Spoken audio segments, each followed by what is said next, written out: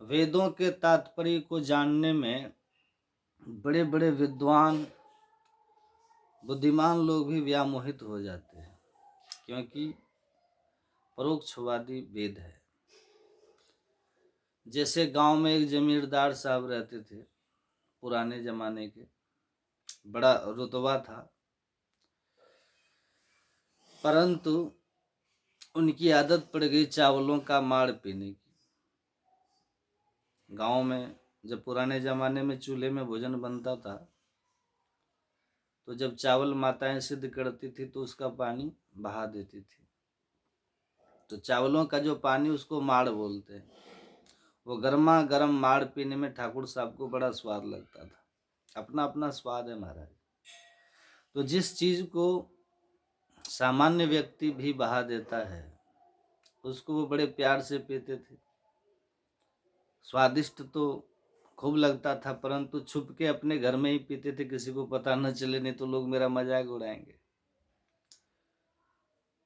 अब एक दिन जब जमींदार साहब के घर में मीटिंग चल रही थी, क्षेत्र के बड़े बड़े उद्योगपति लोग आए हुए थे, धनवान लोग आए हुए थे, और इतने में उनकी धर्म पत्नी जी ने गर्मा गर्म माड़ निकाल के काठ में भर दिया, कठोता में, और बेटे को बुला के कहा, बेटा जल्दी जाओ, पिताजी को बुला के लाओ, फटाफट गर्मा गर्म माड़ पी जाए, नहीं ठंडा हो जाएगा। उन्हें ठंडा बिल्कुल पसंद नहीं है। बालक दौड़ के पिताजी के पास सूचना देने गया, और वहां जाकर के जब उसने देखा कि क्षेत्र के बड़े बड़े लोग, धनवान लोग बैठे हैं, अब इन सबके बीच में मैंने यदि कह दिया कि पिताजी चलो माड़ पी लो, सबको पता चल जाएगा, पिताजी की बात खराब हो जाएगी। और यदि नहीं कहूंगा तो उधर मार ठंडा हो जाएगा तो मैया मारेगी। क्या कहे, उसने ऐसी युक्ति निकाली कि ऐसे शब्दावली में अपनी बात को कही कि ठाकुर साहब के अलावा कोई समझ न पाए। सबके बीच में कहता है, पिताजी। बोले हाँ बेटा।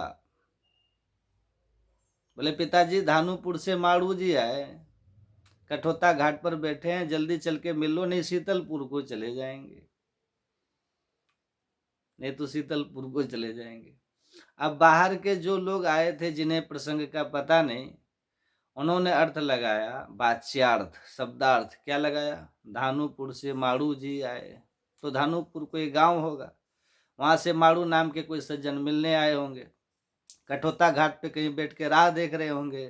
ठाकुर साहब यदि नहीं मिले तो शीतलपुर नाम के किसी शहर में चले जाएंगे। तो सुनने वालों को यही अर्थ समझ में आया, पर उसका जो असली अर्थ था वो ठाकुर साहब समझ गए कि धान से उत्पन्न चावलों का माड़ निकला, कठोता में धरा है, फटाफट पी लो, नहीं तो ठंडा हो जाएगा। अब देखो, शब्द वही है, पर असली अर्थ इतने लोगों में केवल ठाकुर साहब समझे, बाकी नहीं समझे, क्योंकि पूर्व प्रसंग से अपरिचित थे। उसी प्रकार वेद भगवान ने कहा किस प्रसंग में कौन सी बात किस अभिप्राय से कही है, ये वही जान सकते हैं जिन्होंने विधिवत आचार्य के चरणों में बैठ करके वेदों का स्वाध्याय किया है। अल्पज्ञ व्यक्ति वेद के तात्पर्य को नहीं समझ सकता, इसलिए अल्पज्ञ जब वेदादि शास्त्र पढ़ते हैं तो वेद भगवान भी डरते हैं। सरस्वती घबराती है कि मूर्ख मेरे शब्द का कोई अर्थ न कर दे। विवित्यल्प सुताद वेदो मामयम प्रहरस्यति।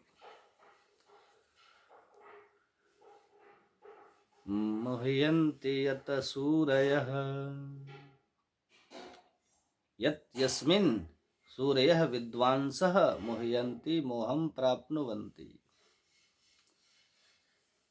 तेजो वारिमृदां यथा विनिमयो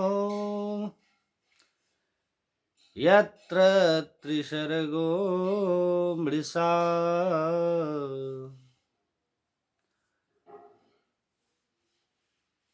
जिन प्रभु की माया के द्वारा ये जो त्रिगुणात्मक जगत जो देख रहे हैं, जो मिथ्या होते हुए भी सत्यवत प्रतीत हो रहा है, असत होने पर भी सत्यवत जिसकी प्रतीति हो रही है। उदाहरण देते हैं, दृष्टांत देते हैं, किस प्रकार? बोले तेजो वारि मृदाम यथा। जैसे हम सड़क पर आ रहे हों गाड़ी से, तो तपती धूप बड़ी तेज पड़ रही हो सड़क पर, तो कभी कभी धूप में सड़क पर हमें पानी जैसा भरा नजर आता है। वास्तविकता यह है कि पानी की वहां बूंद भी नहीं है, पर दोपहर की प्रबल धूप के प्रभाव से उस मरुस्थल में भी हमें वारी की भ्रांति हो रही है। तेजो वार मृदाम यथा, तेज के प्रभाव से मृदा मतलब मिट्टी में भी वारी मतलब जल का दर्शन होता है, पर यह सर्वथा झूठा है, मिथ्या जल है। प्यासा व्यक्ति यदि पानी से अपनी प्यास बुझाना चाहे तो भागते भागते बेचारा मर जाएगा। इसी का नाम है मृग तृष्णा।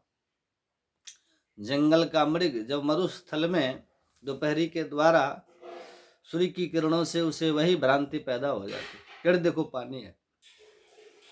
तो प्यासा मृग गर्मियों में उस तपती धूप में पानी देख करके भागता है पीने को। अब भागते भागते प्यासा मर जाता है, पानी उससे नसीब होता नहीं, क्योंकि है ही नहीं। पानी का भ्रम है, होता थोड़ी है। इसलिए इसको कहते हैं मृग तृष्णा, मृग मरीचिका। उसी प्रकार संसार में हम सुख देखते हैं पर होता नहीं, होता नहीं। ये संसार का जो सुख है ना, वो वही है, मृग मरीचिका के जल के समान। पहले बच्चे थे तो कहते हे भगवान परीक्षा में पास हो जाएं, आनंद आ जाए। कितनी परीक्षाएं पास कर ली हैं, आनंद आया?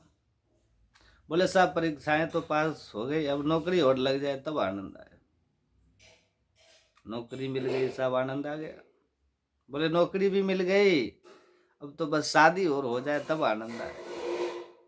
चलो विवाह भी हो गया, अब आनंद आ गया।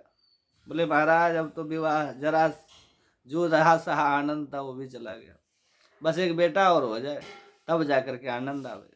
5 साल हो गए बच्चा नहीं हुआ, हमारे बेटा भी हो गया। अब देखो जन्म से लेके मृत्यु पर्यंत पीछा किसका कर रहे हैं? सुखी होने के लिए, सुख को ही तो खोज रहे हैं। परंतु सारी जिंदगी भागते भागते सुख का पीछा करते करते हो गई, सुखी कभी नहीं हो पाए। क्योंकि संसार दुखालयम अशाश्वतम, ये अशाश्वत दुख का आलय है। दुखालय मतलब दुख का घर, जैसे भोजनालय, औषधालय, विद्यालय, पुस्तकालय, सबके अलग अलग आलय है ना। ऐसे संसार क्या है, भगवान इसको नाम दिए दुखालय। जहां दुख ही दुख व्याप्त हो उसका नाम दुखालय है। अब भोजनालय में जाके आप कहो कि भैया जी हमें जरा लघु सिद्धांत कौमुदी चाहिए, अब भंडारी जी के यहाँ कौमुदी का क्या काम? कौमुदी तुम्हें चाहिए तो पुस्तकालय में जाइए, पुस्तकालय में जाके कहो भैया हमें बड़ी जोर की भूख लग रही है, कोई समोसा कचौड़ी जो भी मिले, जो हो तुम्हारे पास दो। तो पुस्तकालय में भोजनालय का सामान नहीं मिलेगा, भोजनालय में पुस्तकालय का सामान नहीं मिलेगा। ऐसे ही भगवान आनंद सिंधु हैं, जो आनंद सिंधु सुख राशि हैं, उन आनंद सिंधु की शरण में कभी दुख नहीं मिलेगा, और दुखालय संसार में कभी सुख नहीं मिलेगा। और हम उल्टा उल्टा कर रहे हैं, दुखालय में सुख खोज रहे हैं, कभी नहीं मिल सकता। इसलिए जैसे हैं जिस देश में जिस भेष में परिवेश में रहो, राधारमन राधारमन राधारमन कहो। जिस देश में जिस भेष में परिवेश में रहो, राधारमन राधारमन राधारमन कहो।